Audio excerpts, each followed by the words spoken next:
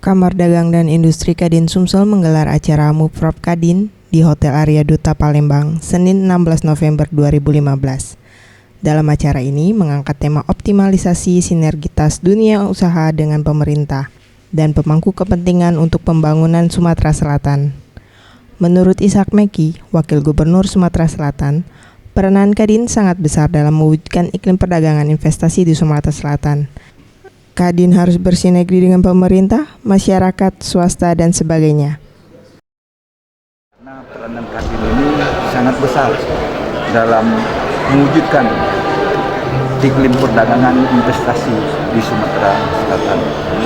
Jadi, Kadin harus bersinergi dengan pemerintah, harus bersinergi dengan masyarakat, swasta.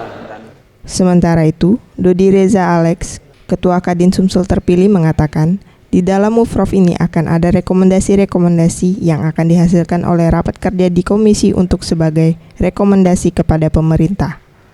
Dan rekomendasi yang dihasilkan ini menjadi tolak ukur ataupun acuan dari iklim usaha dan apakah itu perdagangan, perindustrian, investasi Pemprov Sumsel ke depan. Oleh karena itu acara ini akan menjadi sangat penting karena akan menjadi salah satu rekomendasi yang akan dihasilkan ini menjadi tolak ukur ataupun acuan dari iklim usaha dan apakah itu perdagangan, perindustrian, investasi Pemprov ke depan. Selain menggelar Muprop ke-6 Kadin, juga dipilih Ketua Kadin Sumsel periode 2015-2020 dari masa pendaftaran hingga digelarnya Muprop.